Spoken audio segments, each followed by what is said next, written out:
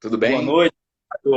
Aí, deu certo nossa tentativa aí de entrar, ainda bem que deu certo. Eu fiquei com medo de não, não conseguir enviar para DM da banda, mas enfim, conseguimos, né? Tá rolando. E aí, É como é que isso aí. tá? Tá me vendo? Como é que tá a nossa conexão? Meu áudio aí, como é que tá o vídeo, o Tá na áudio, tá tudo boa. certo aí? Tô te ouvindo bem. Ah, que bom, maravilha. O pessoal já tá chegando aí, ó, meu amigo Chan, um abraço aí pro Chan, Música Boa Brasil. Pessoal, quem quiser fazer perguntas aí sobre a banda, sobre o Eduardo, pode mandar aí que no final a gente vai responder aqui as perguntas. Mas, Eduardo, obrigado aí, viu, por ter aceito o convite da entrevista. Hoje vai ser bem Nada. bacana, vou falar sobre todos os assuntos que temos aí. São 40 anos de carreira, né? Quase 40 anos de carreira. E, enfim, É, vamos começar porque tem muito assunto, né? Como é que tá indo as coisas aí com você? tá bem, tá bem. Você sabe, eu moro em Curitiba, né? E aqui é bem frio. Mas agora tá tendo um verão atípico. Choveu muito e tá fazendo muito calor. Então, tá uma Curitiba assim que eu gosto. Sim, sim. Apesar de eu também curto frio, eu falo, mas é brincadeira. E como é que tá aí a situação da pandemia? Tá mais leve aí? Como é que tá? Mais ou menos, com essa nova variante agora, está tendo um certo pico. Ainda não entrou na fase de estabilizar e começar a decrescer, não. Então, ainda está, de certa forma, restrito, né? Os estabelecimentos comerciais, assim, estão procurando manter um distanciamento ainda não está as casas liberadas assim, com 100% de ocupação. Ah, sim. Mas com você tá tudo bem, né? Tudo beleza, né? Tô bem, já tomei as 3 doses, então me cuidando, né? Procurando usar máscara e enfim, álcool gel, distanciamento. É o que resta para a gente fazer. Pois é, isso aí. Bom que tá tudo beleza com você. Então, vamos lá, né? Vamos finalmente para o nosso papo. Eduardo, primeiro eu quero saber como que surgiu o seu interesse pela música? Como é que você foi para o mundo da música? Bom, eu sempre tive assim um relacionamento forte com a música desde criança, desde bem pequeno. E sempre gostei de cantar. Então, ouvia Beatles, Rolling Stones e tudo mais, e cantava muito, sempre, de 3, 4 anos de idade. A família me conta histórias assim, coisas que eu não lembro, mas eu cantando, o pessoal desligava o som nas festas, me punha em cima da mesa para cantar.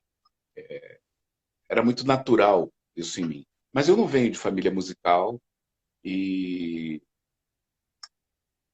tentei ter alguma educação musical ainda cedo, com piano, mas não deu muito certo, não. Eu morei em Nova Friburgo, no estado do Rio, durante um tempo. Minha mãe me pôs numa aula de piano com uma pianista alemã e ela usava uma varinha para bater na minha mão quando eu errava. Caramba, nossa, Era um método meio punk, né? Aí eu é, me desinteressei. aprende na marra, né? Mas aí eu fui morar em Brasília, muito Sim, cedo, com 15 anos de idade e tal. E quando você sai assim de uma cidade, vai para uma que você não conhece ninguém, absolutamente ninguém, né? Eu fiquei meio desnorteado e procurei encher meu tempo, além da escola, né, o tempo extracurricular, com muita atividade. E uma das que eu elegi foi violão clássico. E comecei a estudar violão clássico. E aí a coisa foi indo, eu fui me interessando, me aprimorando, né? Aprendi a ler partitura e tal, mas tive que parar novamente por causa de vestibular. E aí foi dedicação total para entrar na faculdade. Aí entrei na faculdade, fui morar em outro lugar novamente, no interior de Minas Gerais, e, e parei com aquele estudo acadêmico, com aquela coisa regrada, disciplinada, né? Comecei a tocar muito violão popular. Quando você tem uma base assim mais erudita, mais clássica, fica muito fácil assim você tirar música até de ouvido, né? E sair tocando muito. pois é. Era uma fase meio pode crer, né? Assim, Sim, meio sim. hippie. mas curtia muito. Depois voltei para Brasília, 2 anos depois, aí já com uns 19, 20 anos, e, e fui me desinteressando gradativamente com o curso que eu fazia na universidade, que era agronomia. Aí, ao mesmo tempo, conheci Louro Jones, conheci o pessoal da Escola de Escândalo, que foi me apresentar a Dado, a Dinho, e aí foi juntando aquela turma toda e tal, até que o Louro falou, pô, cara, você tem uma musicalidade, tem uma voz bonita, vamos fazer uma coisa. E montamos um grupo, que se chamava Virgens. E o Louro já era guitarrista do Capital naquele tempo. E ele era doido para tocar baixo. Então a gente convidou um baixista e um baterista e fizemos um grupo. Então, a partir daí que começou essa onda. É verdade que você teve uma banda com o Renato Rocha, da Legião? Tive também nesse período, porque pô, a gente se encontrava assim na noite, e tinha um lugar que a gente ensaiava que se chamava Rádio 100, está lá até hoje em Brasília. Não sei como é que está agora. Naquele tempo tinham diversas salas que eram alugadas para salas de ensaio, né? E diversas vezes a gente saía assim, não tinha o que fazer, né? Então o pessoal, pô, vamos comprar, sei lá, um garrafão de vinho, a gente, só leva para lá. Aí vamos levar um som. Lá tem baixo, tem amplificador. E aí um desses grupos que eu toquei se chamava Rosebond Cama, que era eu, Negrete e um baterista, era Power Trio. Eu tocava guitarra e cantava. Olha só. Mas E eu tenho assim, uma história coisa muito que no breve, né? repertório dessa banda tinha músicas do Bi Ribeiro, que ele deu para vocês, é verdade? Tinha. Porque antes do Negrete tocar baixo, quem tocou acho que foi Pedro Ribeiro, o irmão. E aí ele chegou, pô, já tem umas músicas aqui que os Paralamas não querem. Coisas assim que eles não têm interesse mais. Né? Coisas da Tadeu eram músicas muito bacanas, a gente gostava muito. E, e começamos a tocar aquilo e tal. Mas assim, tipo, era muito brincadeira, né? A gente nunca chegou sequer a se apresentar. Ah, sim. Não tem nenhum registro de ensaio, foto. Eu não achei na internet. Tem alguma coisa? Não, não tem. Naquele tempo não existia celular, né? E era uma coisa tão Pois é. espontânea, ninguém pensava assim, vamos fazer foto. Ou, pô, imagina filmar, era com câmera VHS, era uma trabalheira. Então nunca nos demos ao trabalho assim de registrar nada. E durou muito pouco tempo mesmo, sei lá, coisa de meses. E aí não, enfim, passou, foi divertidíssimo. Quem viu, viu. Pois é. E agora vamos falar sobre sua entrada no Finis África. Como é que você entrou para a banda? Como é que você conheceu o pessoal? Como é que foi? O pessoal eu já conhecia, assim, das festas, dos bares e tal. E me dava bem com eles, a gente tinha uma afinidade de gosto musical e tudo mais. Mas com esse grupo dos Virgens, teve um show num teatro grande em Brasília, a Escola Parque, que era Zero e Capital Inicial.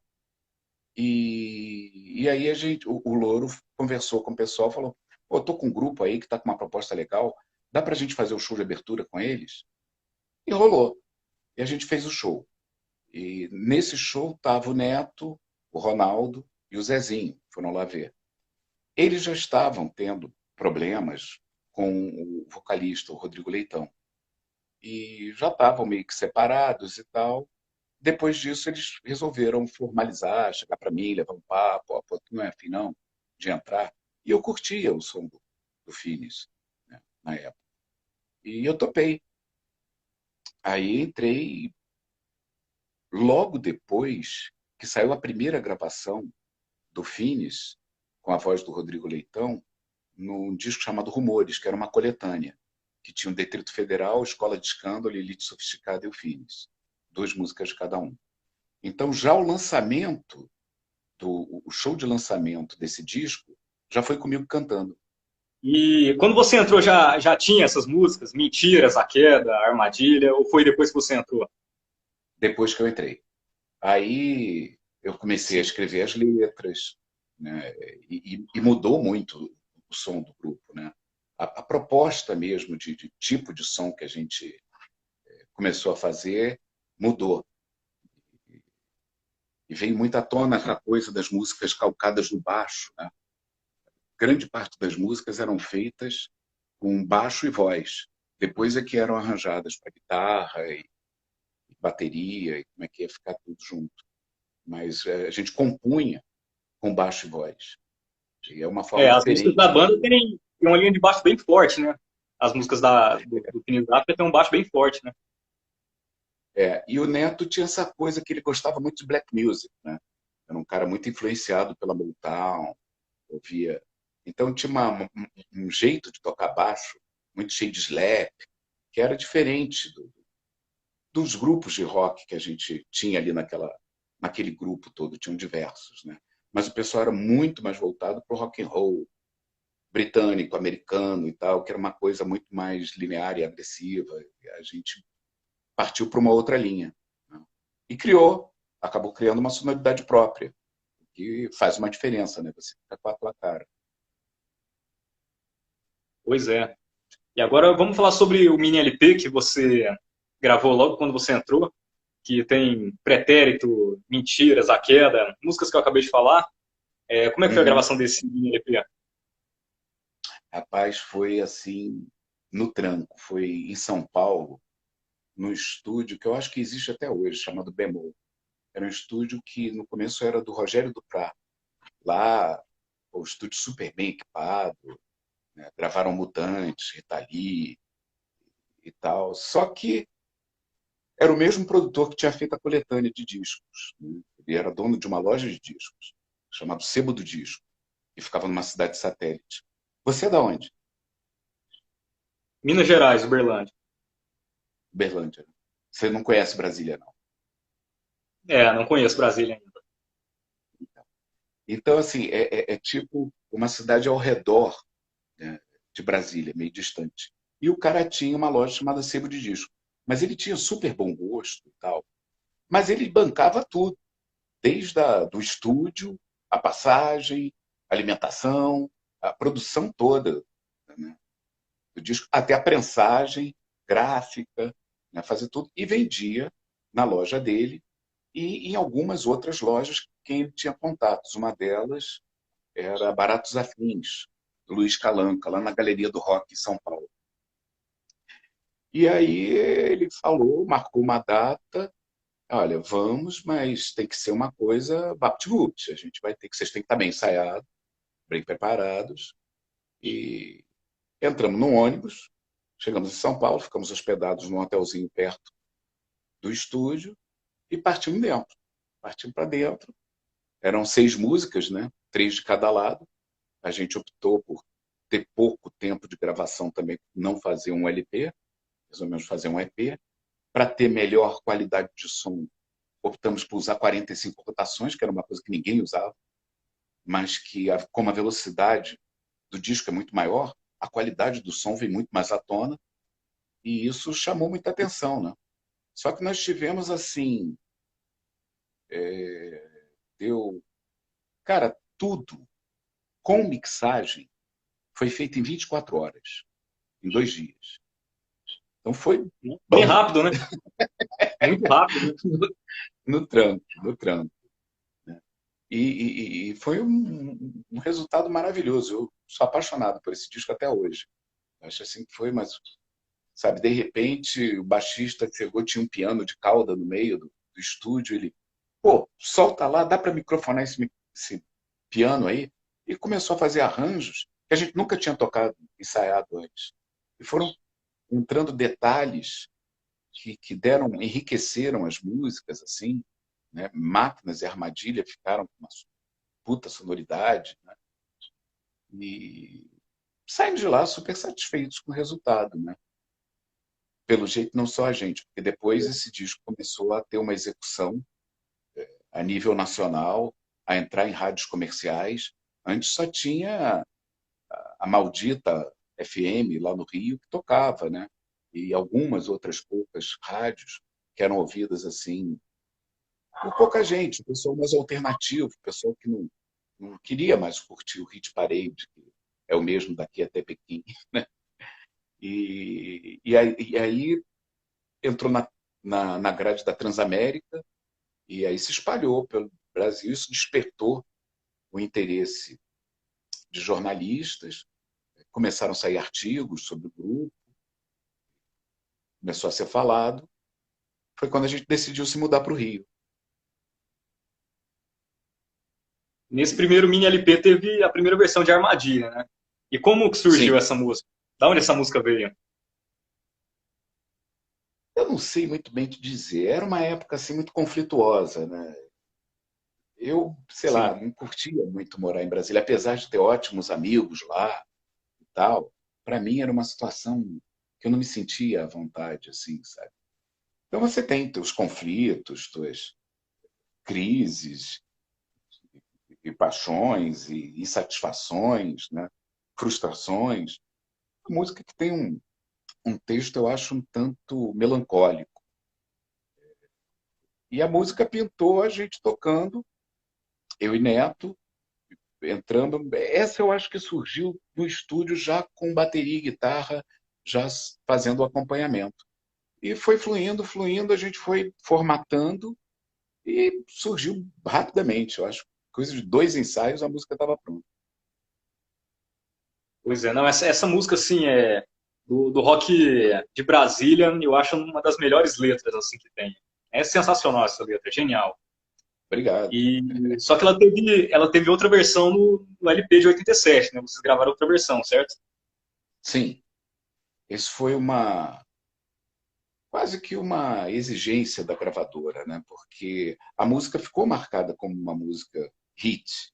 Então eles queriam investir nessa música com dinheiro para colocar na televisão, né? E eu cheguei a gravar 8 vezes o programa do Chacrinha, me apresentando no domingo, cantando Armadilha.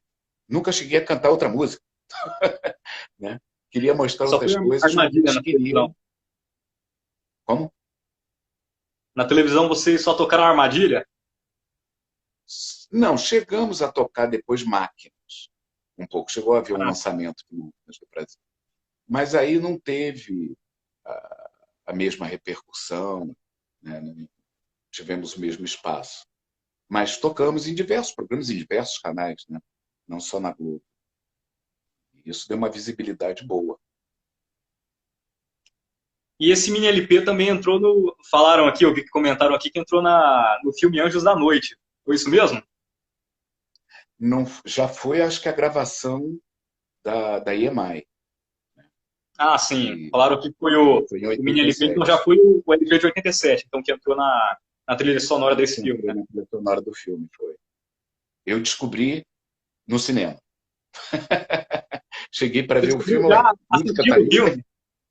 assistindo o filme. Sobre outra coisa que eu ia te perguntar, só que acabaram fazendo essa pergunta que eu vou ler. Lucas Andrade ele perguntou: é verdade que a banda foi contratada pela EMI por causa do Renato Russo? Não, eu não diria que foi contratada por causa do Renato Russo, mas com certeza teve uma influência dele forte. O Renato dava uma super força para todos os grupos ali em volta. Incentivou e apresentou não só o Fines, mas Escola no Escândalo, o Arte no Escuro, que veio a ser contratado depois pela EMI, né? Ele tinha assim uma super fé naquele grupo reunido ali no Planalto. Gostava muito da cor. A ponto de, pô, eu lembro de grupos assim, antes de entrar no Fines mesmo, de passar na casa do Renato, ele emprestava um amplificador para ensaiar. Ligava, pô, Renato, a gente está aí, vamos fazer. Pô, não, passa aqui, pega aqui e tal. Sabe, era um cara assim, maravilhoso e super incentivador. Sabe? Ajudava quem ele podia, assim, não só materialmente, como nesse caso, por exemplo, emprestando o amplificador, mas muito mais moralmente, né? Então ele falava muito da gente. Tem entrevistas do Renato, bem no começo, que ele fala da gente, fala dos outros grupos de Brasília. e, naturalmente, na própria gravadora. E levava material, encaminhava para os diretores artísticos. Acabou que o nosso produtor foi Maírton Bahia, né? O cara que fez o 2, fez alguns discos com Legião que bombaram. Pois é. E agora vamos falar sobre o disco da EMI, de 87. Você falou que o primeiro ali, o Mini LP, não teve tanto tempo assim para gravar, né? Mas como é que foi a gravação desse disco? Foi mais tranquila? Foi mais demorado um pouco? A banda teve mais tempo para trabalhar ou não? Teve bem mais tempo para trabalhar. E talvez isso não tenha sido um bom fator no final. Porque aí você chega a um ponto, começa a ver defeito onde não tem, começa a não ficar satisfeito com o que consegue e mudar demais as coisas. Isso eu acho que foi um pouco problemático para a gente. A gente teve um mês de pré-produção, só ensaio, ensaio, ensaio, todo dia. Aí entramos para fazer a gravação. Era verão, fazia um calor de 40 graus no Rio de Janeiro, e a gente ficava no ar-condicionado o dia inteiro, saía calor. Era esquisito, sabe? E... Mas saiu. No final, a gente chegou, é isso, não tem mais música. Saiu uma música extra, que não entrou no vinil, só saiu em fita cassete, chamada Inferno. Mas tinham diversas outras músicas que depois a gente abandonou. Mas eu gostei. No final saiu um produto legal, interessante.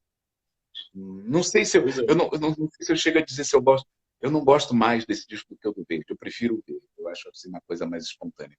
Mas o Maírton fez um trabalho muito bacana com a gente, sabe? Tipo do produtor assim que praticamente não se meteu, deixou a gente super à vontade. Quando ele dava os toques, ele era super bem ouvido e aceito. É legal quando você cria essa empatia com quem você está trabalhando, você se afina, né, com o objetivo de onde você quer chegar com aquilo. Então, eu não posso reclamar. Você tem uma faixa favorita nesse disco? É, sei lá, cada vez que você ouve, dependendo da fase da tua vida, você dá É, sempre atenção. vai mudando. É, eu não sei, eu gosto muito de Jessica Dust, eu gosto muito de Deserto, gosto muito de Vícios.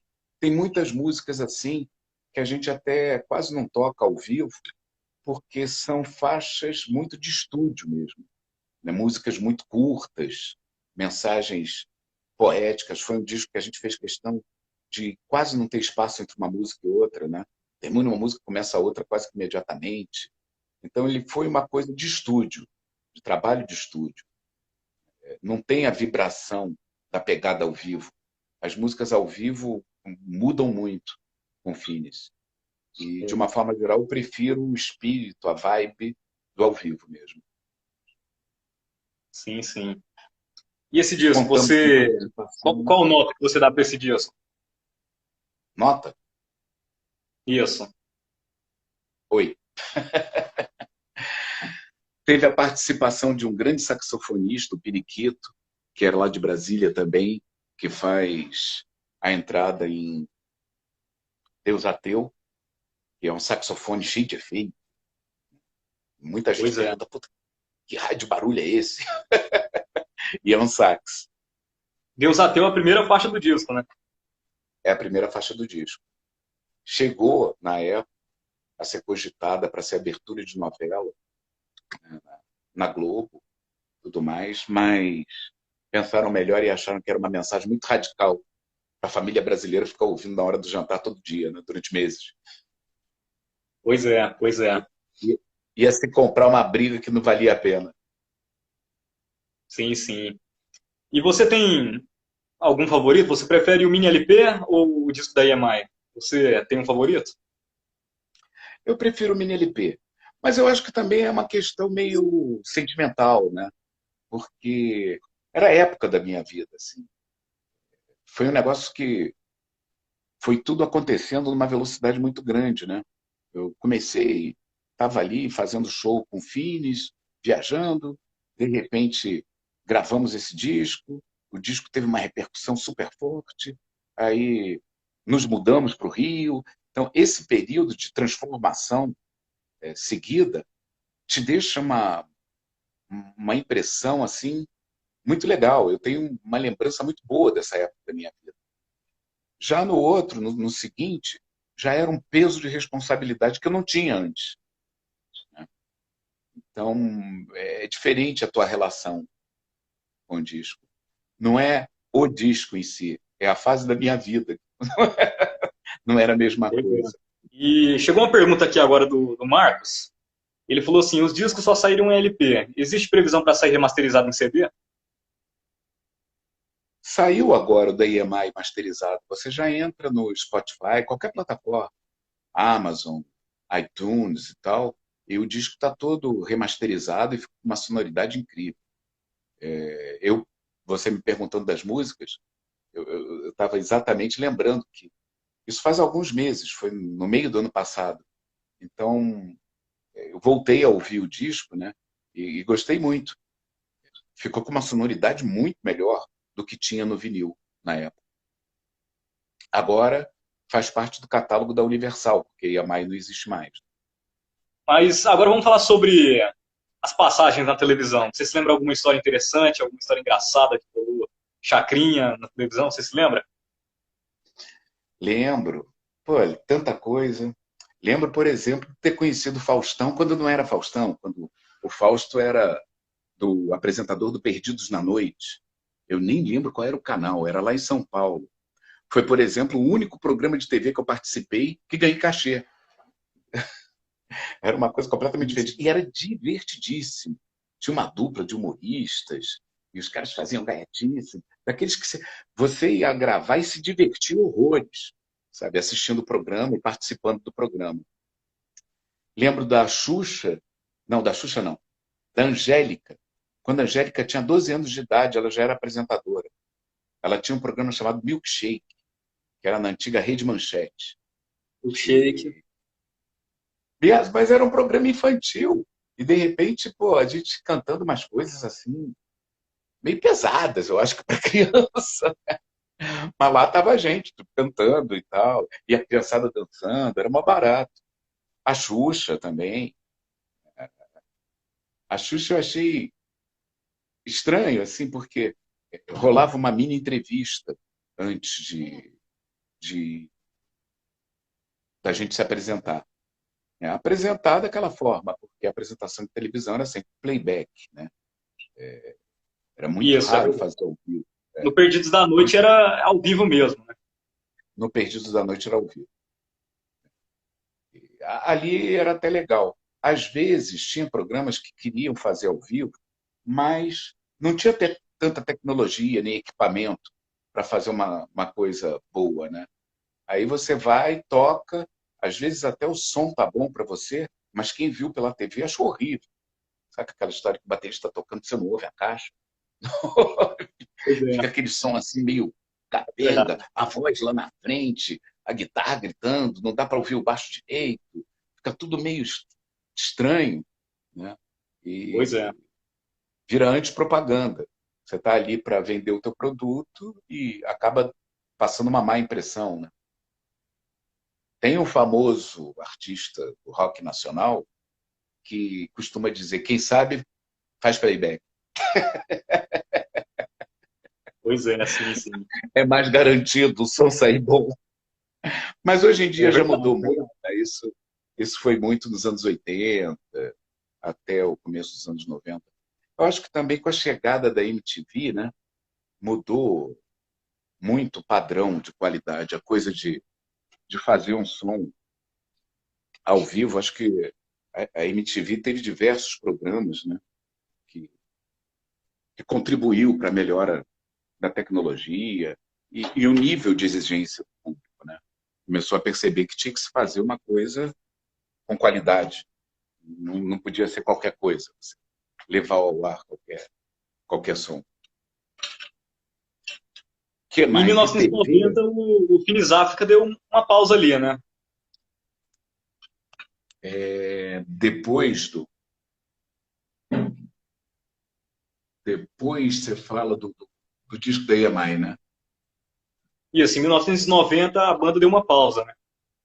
Foi. estava muito estranho tudo.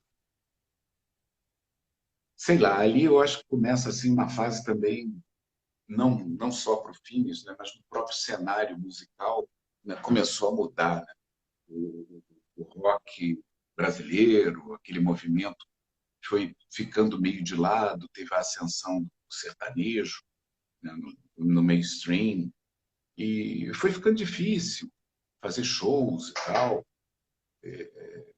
Eu tinha uma namorada na época e ela estava indo para a Europa. Aí eu falei, quer saber? Eu vou dar um tempo. Aí fui, morei um tempo na Espanha, morei um tempo na Suécia, um bom tempo. E voltei em 1997 só. Continuei trabalhando com música lá, mas nada a ver com rock, aí muito mais ligada a MPB e a música não autoral, né? Mais como intérprete. Sim, sim. Chegou mais uma pergunta aqui para você. Eu não sei se eu vou falar direito o nome dele. Powell Keller. Ele falou assim, ó, fale sobre o segundo álbum, que nunca saiu, que havia as músicas memoráveis como Sozinho e Rio Salvador. Sim, então, teve nessa fase pós-EMI, a gente começou a desenvolver um trabalho novo, a compor músicas novas e a tentar negociar isso com gravadoras que pudessem estar interessadas. Mas as gravadoras tinham realmente mudado de atitude e estavam bem reticentes em investir em rock. Eles estavam procurando outras linhas dentro da música, comerciais, né? Coisas assim, que eles, pelo menos, consideravam mais comerciais. Então, nós fizemos Rio Salvador, Boatos, das que eu me lembro, assim, Sozinho. Teve, assim, sei lá, chegamos a gravar umas 5, 6 músicas e, e mostrar isso em diversas gravadoras e tal. E houve interesse, mas começou aquele banho-maria, não rolava nada, vamos ver mais para frente e tal. E, no entanto, por exemplo, Sozinho, essa música que ele citou, a gente resolveu, bom, vamos voltar então para trás e vamos lançar da forma que a gente pode. Né? E fizemos assim uma distribuição para algumas rádios que executaram e tal, e teve uma resposta boa de público. Mas é aquela história, se uma infraestrutura empresarial atrás, a coisa não anda. Foi uma coisa. A música autoral, eu acho que quase todo autor, eu já vi diversas outras pessoas falando isso, não só eu, você tem uma relação com ela durante um período da tua vida. É como se fosse um retrato. É difícil depois, quando você já está ligado em outras coisas, quando a tua forma de pensar a música, de sentir a música, de escrever, tudo mudou, você voltar a ter interesse em cantar. Né? É complicado, né, para o intérprete, para o autor, subir e cantar músicas antigas, quando o cara está com um repertório novo ali, vibrando, latejando, coisas que o cara está vivenciando ali, naquele momento. E aí as pessoas querem ouvir aquelas músicas anos atrás. Né? Então, meio que se perdeu. Eventualmente vai ficar em algum lugar aí, sei lá, no SoundCloud, alguma coisa assim, para aqueles mais interessados. Até porque foi gravado também de uma forma artesanal, né? Não foi uma gravação assim. Sozinho foi a que teve melhor tratamento, que foi um produtor bacana, o Solon do Vale, que fez, e tirou uma sonoridade bem profissional. As outras eram mais fita demo mesmo, pré-produção. E no final dos anos 90, a banda voltou e lançou disco ao vivo. Como é que foi essa volta? Então, eu fiquei mais ou menos um ano tentando contato com o Ronaldo Pereira, que era o baterista, que nessa época ele tinha um estúdio, né, no Rio Comprido, lá no bairro Carioca, e desse estúdio saiu o Planet Hemp, e ele empresariava o Planet. E o Planet estava bombado, estava no auge. Né? Então, não conseguia nunca falar com o cara. O cara estava sempre viajando, estava sempre ocupado, nunca tinha tempo para conversar. Foi assim muito difícil. Até que rolou uma situação que ele se desligou do Planet Hemp, e aí sim, ele ficou com tempo para trabalhar. E ele falou, pô, vamos levar aquilo para frente, vamos ligar para o pessoal e formatar. Nesse momento, a gente percebeu que não existia Finis África em CD, só existia em vinil, cassete. Eu falei, bom, nós temos uma missão. Né? Acho que o que cabe a gente agora fazer de melhor é resgatar esse repertório e colocar num CD, porque hoje ninguém tem sequer vitrola dentro de casa. Toca fita, ninguém usa mais isso. Então, tornar isso viável. E surgiu a ideia de fazer isso ao vivo lá em Brasília. E foi rolando, a gente começou a ensaiar e tal. As músicas mudaram um pouco, né? O tratamento, os timbres, enfim, né? Alguma coisa de arranjo. Músicas novas surgiram, assim, quando você volta, reúne a tocar e tal. E o disco ficou um disco que ele acabou ficando até muito recheado, ficou um disco meio grande demais, eu diria, porque e juntou épocas diferentes. Né? No final tem até algumas surpresas, né? Para quem continua a ouvir o disco desde o disco rolando, toca, se eu não me engano, tem uma música com Rodrigo Leitão cantando. Primeiro vocalista do Finis, né? O Finis, eu já não lembro mais se é Ética, tá ali e tal. Mas ficou muito legal. Para a gente foi bem interessante. E ficamos divulgando esse disco até 2002, quando também a banda resolveu dar outro stop. E passamos algum tempo separados. Nesse tempo, já cada um do grupo tinha projetos paralelos. Todo mundo já desenvolvia, né? O guitarrista tem um trabalho de samba rock, de soul. Cada um tinha uma história diferente. E, e aí foi isso. Mas antes disso, até o Negrete voltou. Eu encontrei com o Negrete na rua, por um acaso total. E naquele momento, o baixista que tocava com a gente estava indo morar em Nova York e a gente estava sem baixista e tinha show marcado. Aí eu falei, pô, Negrete, tá fazendo Nossa. alguma coisa? Ele, não, tô Então, aqui de boa e Negrete tal. chegou a tocar no Finis África. Pois é. E tocou durante uns bons meses. E a gente fez show na Lagoa Rodrigo de Freitas, fomos a Brasília, abrimos para o Capital Inicial, em estádio. Temos diversos shows, assim, e, e foi bem legal, assim. E depois ele achou, não, não, agora chega, deu para mim, vou seguir em frente. Caramba, que bacana. Eu não sabia que ele tinha tocado na banda. Essa história eu não Tocou, conhecia. tocou, e existe um disco que foi lançado pela produtora Legião Urbana, do filho do Renato, que entrou uma faixa, eu cantando Eu Sei, que era uma das músicas que a gente tocava, cover do Legião, assim, no show, com arranjo diferente e tal. Essa é uma raridade. Eu acho que é possível de se encontrar essa música também. É bem provável que haja no Spotify, por aí. Saiu em CD. Né? É um CD de coletânea com diversos convidados cantando músicas do Renato Russo, Legião Urbana. Mas também foi muito O breve. Negrete participa. Ele participou dessa gravação? Sim, sim, participou. Ah, sim, sensacional. Pô, muito bacana. Eu não sabia dessa história que ele tinha tocado na banda. Mas agora vamos falar sobre os trabalhos recentes da banda, Santa Júlio e Abrolhos. Fala um pouquinho sobre esses singles que saíram. Então, depois teve um período que eu fiquei sozinho antes disso e não queria, estava meio na dúvida do que eu queria, mas ligavam para mim, entravam em contato pela internet, pô, não faz um show e tal. E eu montei um grupo que não era o Finis, e montei um show chamado Eduardo de Moraes Canta Finizade. E era o repertório do Finis. Cantava alguns covers também de outros grupos e tal, mas era calcado no Finizade. E isso foi se prolongando, esses shows, né?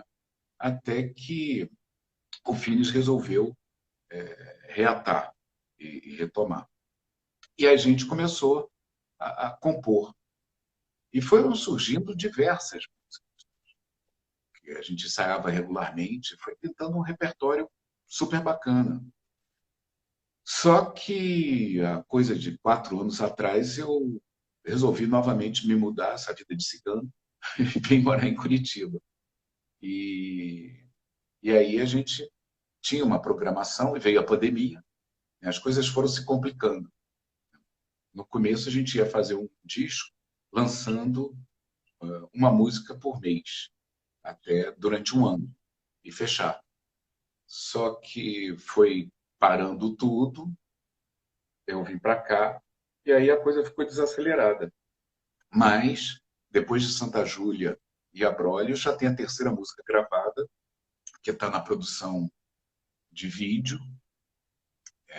Eu tive no Rio 2 semanas atrás, dei um show, a gente voltou a ensaiar, já começaram a fazer imagens, e deve ser lançado em breve aí, chamada Mundo Moderno. É uma E você pode dar um música. spoiler para a gente sobre qual vai ser o nome do disco? Olha, está demorando tanto tempo que eu acho que ele vai mudar de nome. Tá mudando sempre, né? Eu não sei, eu não sei. Né? Originariamente iria se chamar O Livro das Horas, mas o tempo está passando tão rápido e tanto tempo está passando que eu acho que vai ser o livro dos anos, das décadas, não sei, Pois é, alguma pois é. coisa assim. Mas voltando ao mundo moderno, essa música tem uma curiosidade. Era um grupo que o César Nain, guitarrista, teve nesse período em que eu estava fora, junto com Fernando Magalhães, eu acho, era do Barão, e Luiz Henrique Romagnoli, que era do Picassos Falsos, e o baterista Pedro Serra. E eles fizeram um repertório, fizeram shows no Rio e tal, mas também não durou muito, mas deixou um legado. Aí, num dia, o Sérgio me mostrou, pô, ouve essa música, o que você acha? Adorei, adorei. Então, é uma música que tem letra do baixista do Picasso, que é um lance legal, que foram, né, colegas de época e de geração. A gente dividiu o palco algumas vezes lá, não só no Rio, viajamos juntos, em São Paulo, em outros lugares. Foi muito legal. Está sendo um prazer fazer isso. Já tem outras músicas prontas. Agora, o problema que surge é excesso de repertório. É dar uma coerência. O que mais tem a ver para juntar? Para não ficar uma colcha de retalhos. Mas eu acho que vai sair, sim. Isso aí, se Deus quiser, a Maravilha. Ômicron vai aliviar. Pois é. Eduardo, obrigado, viu, pelo nosso papo. Foi muito bom falar com você, saber das histórias do Finis África. E é isso aí. Vamos esperando aí sair esse novo trabalho, beleza? Legal. Saindo, pode crer que eu vou avisar aí para você divulgar e vamos que vamos. Beleza. É isso aí. Obrigado, viu? Foi Forte uma honra abraço. ter esse papo com você. Valeu.